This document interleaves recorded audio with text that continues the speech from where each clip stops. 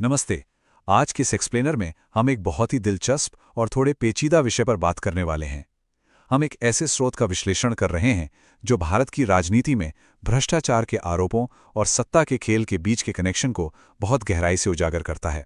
सच कहूं तो ये देखना वाकई हैरान करने वाला है कि कैसे भ्रष्टाचार के बड़े बड़े आरोप किसी नेता के करियर को खत्म करने के बजाय देश के राजनीतिक समीकरणों को ही पूरी तरह से पलट कर रख देते हैं। तो चलिए बिना देर किए समझते हैं कि आखिर ये पूरा सिस्टम काम कैसे करता है। चलिए कहानी की शुरुआत करते हैं साल 2016 के पश्चिम बंगाल चुनावों से। उस वक्त प्रधानमंत्री मोदी का भ्रष्टाचार को लेकर रुख बेहद सख्त था। स्रोत उनके उन कड़े शब्दों का हवाला देता है जहां उन्होंने रैलियों में खुले मन से कहा था कि ऐसी सजा करो कि आने वाले दिनों में किसी की हिम्मत ना हो कि किसी से रुपए लेकर लोगों की जिंदगी के साथ खेलने का पाप हो जाए। ये बयान सीधे तौर पर उन नेताओं के लिए एक चेतावनी थी जो कैमरे पर सरेआम पैसे लेते पकड़े गए थे। लेकिन कहानी में असली ट्विस्ट यहीं से आता है। हमारा स्रोत 2016 की उस सख्त बयानबाजी और आज की हकीकत के बीच एक बहुत ही बड़ा विरोधाभास दिखाता है। अब देखिए, विश्लेषण हमें बताता है कि जिन राजनेताओं को इन भ्रष्टाचार विरोधी अभियानों का मुख्य निशाना बनाया गया था, वो बाद में खुद उसी सत्तारूढ़ दल में शामिल हो गए। और बात सिर्फ शामिल होने तक नहीं रुकी, उन्हें सरकार के शीर्ष पदों पर बैठाया गया।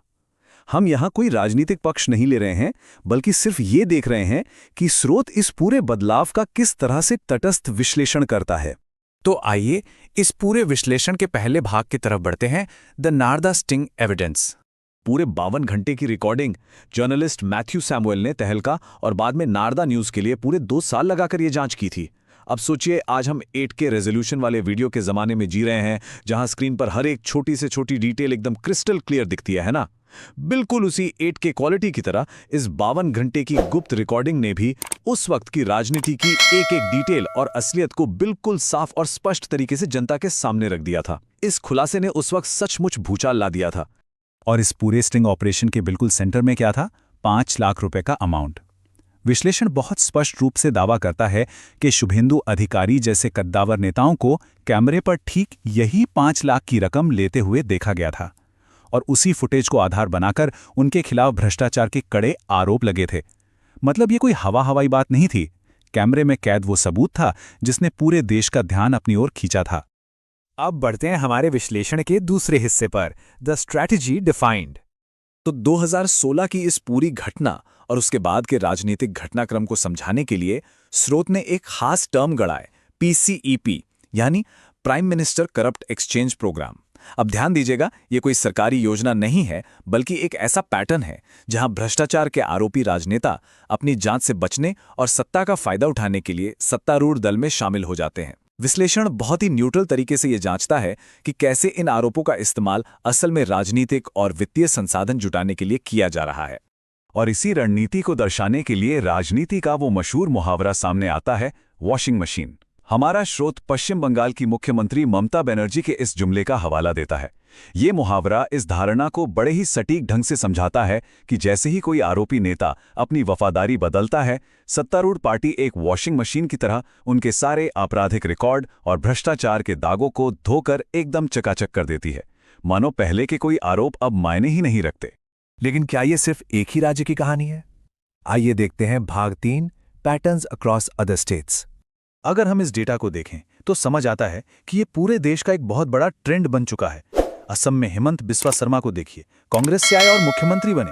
महाराष्ट्र में अजीत पवार और एकनाथ शिंदे का उदाहरण है, जिन पर बड़े आरोप थे, वो भी दल बदलकर गठबंधन सरकार में मुख्यमंत्री और उप मुख्यमंत्री बन गए। बिहार में सम्राट चौधरी का भी यही हाल है। ये टेबल बिना किसी शक की ये साबित करती है कि कैसे देश भर में आरोपी नेताओं को पाला बदलने पर सीधे सत्ता सौंप दी जाती है। चलिए अब वापस अपने मुख्य केस स्टडी पर लौटते हैं। भाग 4, राइज ऑफ शुभेंदु अधिकारी। अगर हम शुभेंदु अधिकारी के राजनीतिक सफर की टाइमलाइन देखें तो 2007 के ऐतिहासिक नंदीग्राम प्रदर्शनों से वे एक बड़े जनाधार वाले नेता के तौर पर उभरे। फिर 2011 से 2014 के बीच टीएमसी यूथ विंग में उनका बहुत गहरा प्रभाव रहा। 2016 में वो नारदा स्टिंग ऑपरेशन का बड़ा दाग उन पर लगा, लेकिन उनका क्षेत्रीय दबदबा इतना बड़ा था कि जब वो 2020 में बीजेपी में शामिल हुए तो अपने साथ एक बहुत बड़ी राजनीतिक शक्ति लेकर आए, जिसके सामने वो सारे पिछले आरोप कहीं पीछे छूट गए। और दिलचस्प बात यह है कि ये शिफ्ट सिर्फ एक नेता तक सीमित नहीं रहा। पूरे अधिकारी परिवार के राजनीतिक बदलावों को देखिए। उनके पिता शिशिर अधिकारी, जो पूर्व यूपीए मंत्री थे, 2021 में बीजेपी में आ गए। उनके भाई सौमेंदु अब बीजेपी के सांसद हैं और दिव्येंदु अधिकारी भी 2024 में बीजेपी में शामिल हो गए। स्रोत यहां एक बहुत बड़ी विडंबना की ओर इशारा करता है कि कैसे भ्रष्टाचार और परिवारवाद के खिलाफ लंबी चौड़ी बातें करने वाले दल खुद राजनीतिक फायदे के लिए पूरे के पूरे राजनीतिक परिवारों का खुले हाथों से स्वागत करते हैं। अब आते हैं सबसे अहम सवाल पर। भाग 5, इम्पैक्ट ऑन इन्वेस्टिगेशंस। आखिर इन राजनीतिक उठापटक का असली जांच एजेंसियों पर क्या असर होता है? स्रोत ने जो क्रोनोलॉजी दी है वो सब कुछ साफ कर देती है। स्टेप 1, अप्रैल 2017 में सीबीआई ने शुभेंदु अधिकारी के खिलाफ एफआईआर दर्ज की। स्टेप 2, अप्रैल 2019 में सीबीआई ने उन पर मुकदमा चलाने की मंजूरी मांगी। लेकिन फिर आता है स्टेप 3, दिसंबर 2020 में शुभेंदु बीजेपी में शामिल हो जाते हैं और बस वो मंजूरी की प्रक्रिया वहीं की वहीं ठप पड़ जाती है। आलोचक इसी ठहराव पर सबसे ज्यादा सवाल उठाते हैं। और यही बात हमें उस नतीजे पर लाती है जिसे विश्लेषण ने एक सिलेक्टिव अप्रोच का नाम दिया है। ये इस आलोचना को पूरी तरह से पुख्ता करता है कि सीबीआई और ईडी जैसी केंद्रीय एजेंसियां उन नेताओं के खिलाफ अपनी कार्रवाइयों पर अचानक ब्रेक लगा देती हैं जो अपनी वफादारी बदल लेते हैं। विश्लेषण में तापस रॉय जैसे हालिया उदाहरणों का भी जिक्र है, जहां पार्टी बदलते ही मनी लॉन्ड्रिंग की पूरी जांच अचानक से ठंडे बस्ते में डाल दी गई। तो इस पूरे एक्सप्लेनर के अंत में एक बहुत ही गहरा सवाल खड़ा होता है। जरा सोचिए, जब भ्रष्टाचार के एकदम पुख्ता सबूतों का इस्तेमाल न्याय दिलाने के बजाय सिर्फ राजनीतिक मोहरों को सेट करने के लिए होने लगे, तो मैथ्यू सैमुअल जैसे पत्रकारों की सालों की उस कड़ी मेहनत का क्या मतलब रह जाता है? क्या भ्रष्टाचार विरोधी पत्रकारिता का काम सिर्फ सत्ता को एक हाथ से दूसरे हाथ में सौंपना रह गया है? ये एक ऐसा सवाल है जो सचमुच सिस्टम की हकीकत पर सोचने को मजबूर कर देता है। खैर, आज के इस विश्लेषण में हमारे साथ गहराई से जुड़ने के लिए बहुत बहुत शुक्रिया।